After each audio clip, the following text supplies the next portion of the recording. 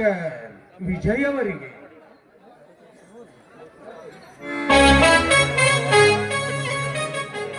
ನಮಸ್ಕಾರ.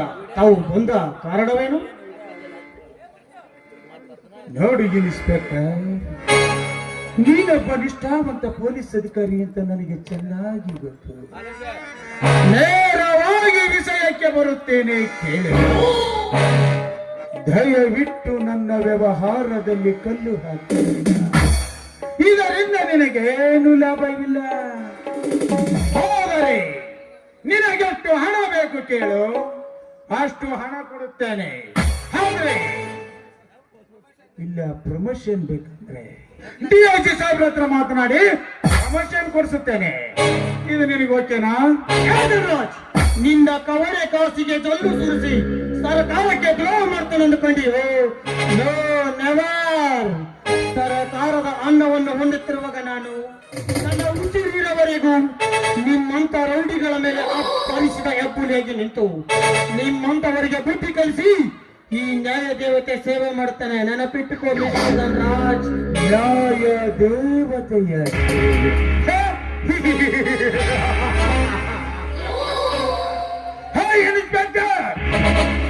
ನೀನು ನ್ಯಾಯ ದೇವತೆಯ ಸೇವೆಯನ್ನು ಮಾಡುತ್ತಿದ್ದಾನೆ, ನಾನು ಈ ನಾಡ ದೇವತೆಯ ಸೇವೆಯನ್ನು ಮಾಡುತ್ತಿದ್ದೇನೆ.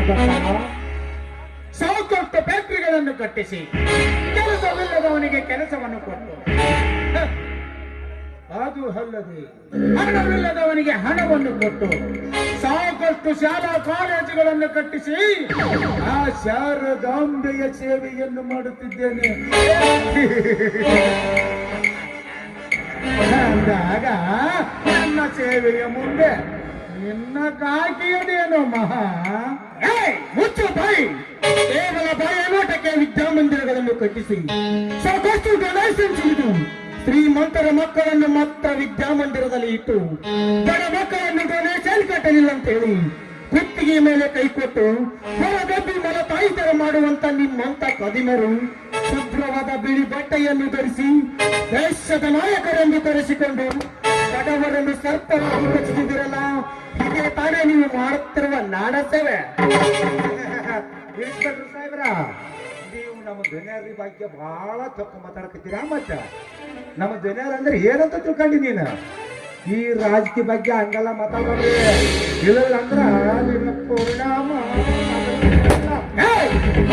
ಬಾಯಿ. ಕೇವಲ ಬಾಯಿಯ ನೋಟಕ್ಕೆ ವಿದ್ಯಾ ಮಂದಿರಗಳನ್ನು ಮುಚ್ಚೋ ಬಾಯಿ. ನೀನು ನನಗೆ ರಾಜಕೀಯ ಬಗ್ಗೆ ಪಾಠ ಹೇಳ್ತೀಯ. ರಾಜಕೀಯ ಅಂದ್ರೆ ನಿನಗೇನು ಗೊತ್ತೋ?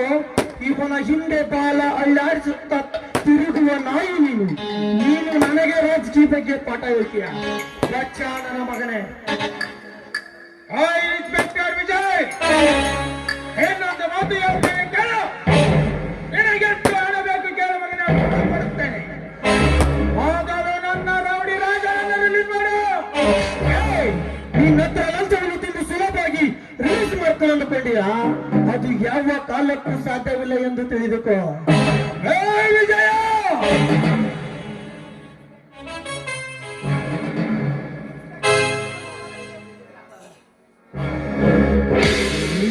ನೀನು ಬಹಳ ಹಿಂದೆ ಓದಿದೀಯ.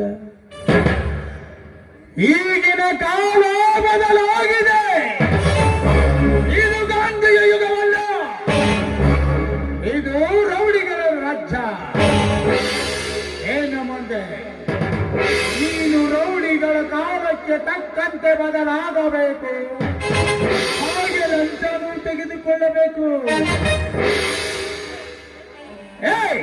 ನಿನ್ನಂತ ಕಂತ್ರಿ ನಾಯಿಗಳಿಂದಲೇ ಈ ಲಂಚ ಸಾಮ್ರಾಜ್ಯ ಸೃಷ್ಟಿಯಾಗಿರೋದು.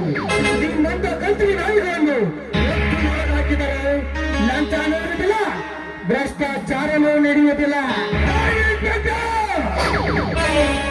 ಸ್ವಲ್ಪ ಮರ್ಯಾದೆ ಕೊಟ್ಟು ಮಾತನಾಡುವುದನ್ನು ಕಲಿತುಕೊಳ್ಳಿ. ನಾನು ನಿನ್ನಂತೆ ತಿಳಿದುಕೊಂಡಿರುವೆಯ? ನಾನ್ಯಾರು ಗೊತ್ತಾ? ಈ ತಾಲೂಕಿಗೆ ಹೆಣ್ಣಿಲ್ಲ. ಇನ್ನು ಮುಂದೆ ನನ್ನದೇ ಸರ್ಕಾರ, ನನ್ನದೇ ಆಡಳಿತ. ನಿನ್ನಂತವರಿಗೇನು ಗೊತ್ತು? ರಾಜಕೀಯ ತಂತ್ರ ಗೊತ್ತು. ನೀವೇನು ನಡೆಸುವುದು ಆಡಳಿತ.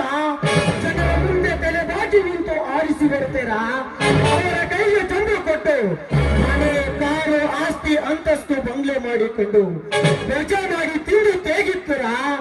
ನಿಮ್ಮಂತ ಕಚರಾಗಳು ರಾಜಕೀಯಕ್ಕೆ ಬರೋದು ಜನರ ಆಸೆಗಳನ್ನು ಈಡೇರಿಸುವುದಕ್ಕಲ್ಲ, ಮಾನಿಯಾಗಿರುವ ನಿಮ್ಮ ಜೋಬುಗಳನ್ನು ತುಂಬಿಸಿಕೊಳ್ಳಲಿಕ್ಕೆ. ದೊಡ್ಡ ದೊಡ್ಡ ಅಧಿಕಾರಿಗಳನ್ನು ನಿಮ್ಮಂತೆ ಮಾಡಿಕೊಂಡು ದರ್ಬಾರ ನಡೆಸ್ತೀರಾ? ಆ ಕೆಲಸ ಈ ಕೆಲಸ ಅಂತ ಸುಳ್ಳು ಹೇಳಿ ಈ ದೇಶದಿಂದ ಸಾಲ ತಂದು ಯಾವ ಕೆಲಸ ಮಾಡದೆ ಮೋಸ ಮಾಡಿಕೊಂಡು ತಿಂದು ತೇಗಿ ಬಿಡುತ್ತೀರಾ? ಬಡವರ ಕೂಗು ಯಾವ ಮಂತ್ರಿಗಳು ಯಾವ ಮೇಲೆ ಕೆಲಸಲ್ಲ. ಎಲೆಕ್ಷನ್ ಬಂದ ತಕ್ಷಣ ಆ ಸರ್ಕಾರ ಹೀಗೆ, ಈ ಸರ್ಕಾರ ಹೀಗೆ, ನಮ್ಮ ಸರ್ಕಾರ ಮಾತ್ರ ಆಗಲ್ಲ ಅಂತೇಳಿ ಜನರಿಂದ ಓಟ್ ಹಾಕಿಸಿಕೊಂಡು ಆರಿಸಿ ಬರ್ತಿರಲ್ಲ, ಇದೇ ತಾನೇ ನಿಮ್ಮ ರಾಜಕೀಯ ಕುತಂತ್ರ.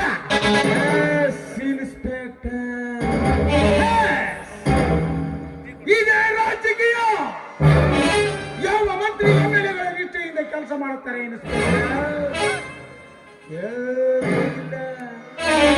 ಎಲ್ಲರೂ ಅವರೇ. ಹಳ್ಳಿಯಿಂದ ದಿಲ್ಲಿಯವರೆಗೂ ಬರೀ ಲಂಚ ಲಂಚ ಲಂಚ ಕಾಮನ್ ಆಗಿ ಹೋಗಿಬಿಟ್ಟಿದೆ. ನಿನ್ನಂತವನಿಗೇನು ಗೊತ್ತು ರಾಜಕೀಯ ತಂತ್ರ ಕುತಂತ್ರ? ಎಲ್ಲ ರಾಜಕೀಯ ವ್ಯಕ್ತಿಗಳು ನಿನ್ನಾಗ ಇರುವುದಿಲ್ಲೋ?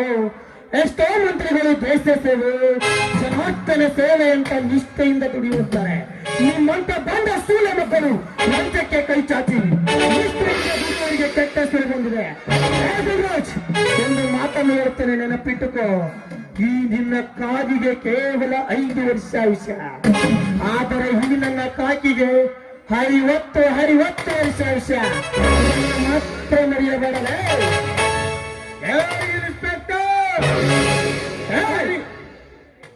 ನೀನು ಕೆಣಕಿರುವುದು ಈ ಸಾಹಸ ಸಿಂಹಾಸನ ರಾಜನನ್ನು. ನೀನೀಗ ನನ್ನ ರೌಡಿ ರಾಜನನ್ನು ರಿಲೀಸ್ ಮಾಡುತ್ತಿದ್ದಾರೆ. ಎನ್ನ ಮರಣ ಈ ಸಾಹಸ ಸಿಂಹಾಸನ ರಾಜನ ಕೈಯಲ್ಲಿ.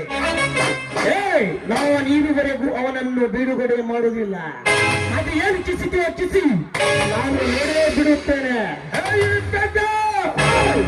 ಮರ್ಯಾದೆಯಿಂದ ಇನ್ಸ್ಪೆಕ್ಟರ್ ವಿಜಯ ಅನ್ನು ಇವನಾದರೆ ಈ ಕಾಕಿ ಪವರ್ ಏನೆಂಬುದು ತೋರಿಸಬೇಕಾಗುತ್ತದೆ.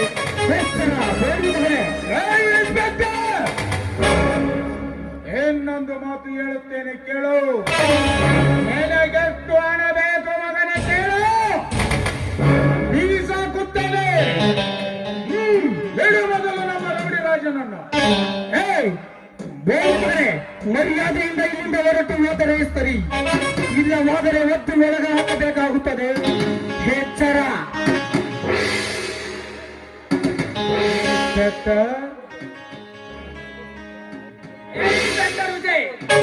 ನಿನ್ನ ಹಾರಾಟವನ್ನು ತೆಗೆದುಕೊಳ್ಳಿ. ಡಿಎಜಿ ಹತ್ರ ಮಾತನಾಡಿ ಬಿಡುಗಡೆ ಪತ್ರ ತಂದಿರಬಹುದು. ಪೃಥ್ವಿರಾಜ್ ಅವನ ಕೈ ತುಂಬ ಹಣವನ್ನು ಕೊಟ್ಟು ಬಿಡುಗಡೆ ಪತ್ರ ತಂದಿರಬಹುದು.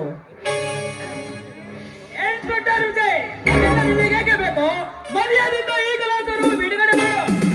ಹಾ, ಪಿಸಿ ರಿಲೀಸ್ ಮಾಡು ಈ ಬೋಳಿ ಮಗನನ್ನು.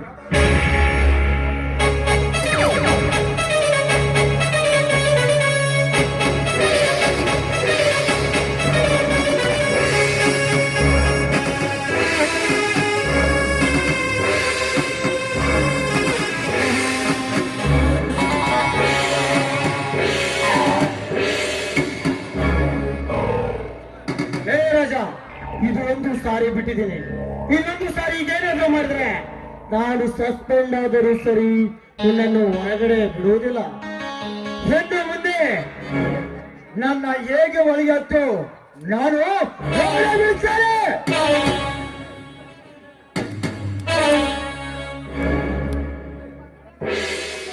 ಜನರ ಇವನ್ ನೋಡಿ ನಂದೇ ಕೆಲಸ ಹೋಗ್ಬರಿ ಮನೆ ಕಡೆ ಒಳಗವ. ನಿಲ್ಲು ಸೀತಾಪತಿ, ನಿಲ್ಲು.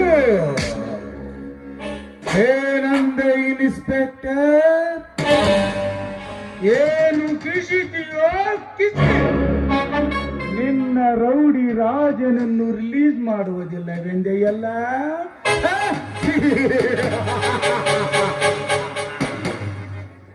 ಇನ್ಸ್ಪೆಕ್ಟರ್, ಧರ್ಮ ಬಿಡದ ಧರ್ಮರಾಯ ಊರು ಬಿಟ್ಟ, ಸತ್ಯ ಮರೆಯದ ಹರಿಶ್ಚಂದ್ರ ಬಸಣಕಾದ, ಶ್ರೇಷ್ಠತೆಯಲ್ಲಿ ಮೆರೆದ ಶ್ರೀರಾಮಚಂದ್ರ ವಾಸಿಯಾದ, ದಾನದಲ್ಲಿ ಕರ್ಣ ಇದ್ದರೂ ಕೂಡ ರಣರಂಗದಲ್ಲಿ ಏಕಾಂಗಿಯಾದ.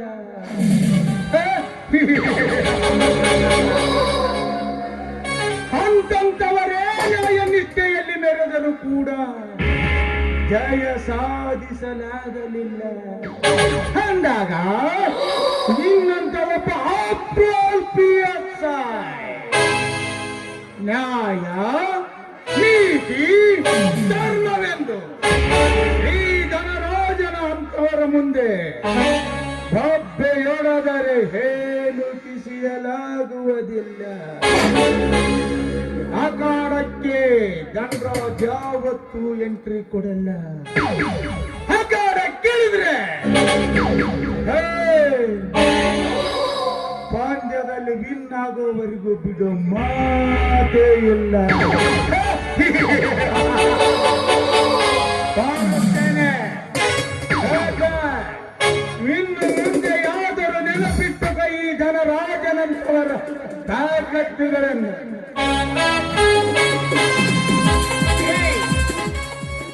ಹೋಗುಲೇ ಮಗನೇ ಹೋಗು.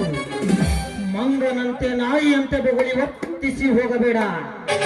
ಧರ್ಮಜ, ನೀನು ನೋಡುತ್ತಿರುವ ಅನ್ಯಾಯ ಅಕ್ರಮಗಳಿಗೆ ಅಡ್ಡಗೋಡೆಯಾಗಿ ನಿಂತು ಕರ್ಮ ತುಂಬಿದ ಈ ಊರಿನಲ್ಲಿ ಧರ್ಮ ತುಂಬುವಾಗೆ ಮಾಡಿದಿದ್ದರೆ ಮೇರಾ ನಾಮ್ ಇನ್ಸ್ಪೆಕ್ಟರ್ ವಿಜಯ್ ನಹಿ.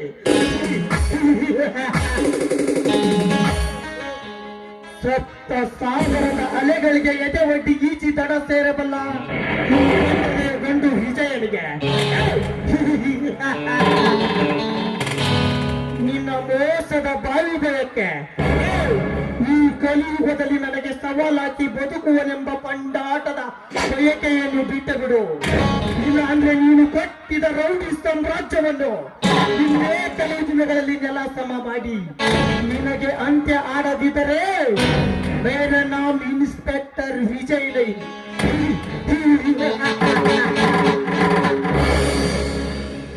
ಪರ್ವಿ ಗ್ರಾಮದ ಕಲಾವಿದರು ವಿರಾಟ್ ಅಂತಾರೆ,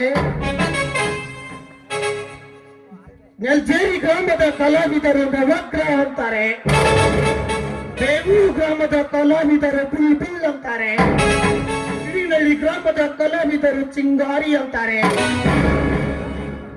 ಇದು ಕೋಲಾರ ಗ್ರಾಮದ ಕಲಾವಿದರು ಕುರುಕ್ಷೇತ್ರ ಅಂತಾರೆ,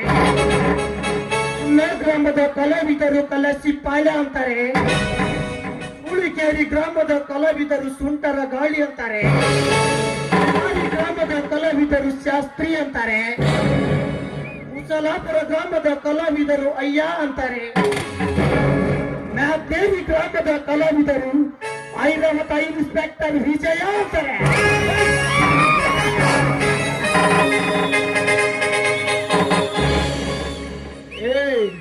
ನ್ಯಾಯವೇ ನನ್ನ ದೇವರು, ಸತ್ಯವೇ ನನ್ನ ಉಸಿರು. ಅನ್ಯಾಯವಾಗಿ ಮಾತಾಡಿದ್ರೆ ಕಾನೂನಿಗೆ ಆಗಲ್ಲ, ವಾಸ್ತವವಾಗಿ ಮಾತಾಡಿದ್ರೆ ಈ ಇನ್ಸ್ಪೆಕ್ಟರ್ ವಿಜಯನಿಗೆ ಆಗಲ್ಲ.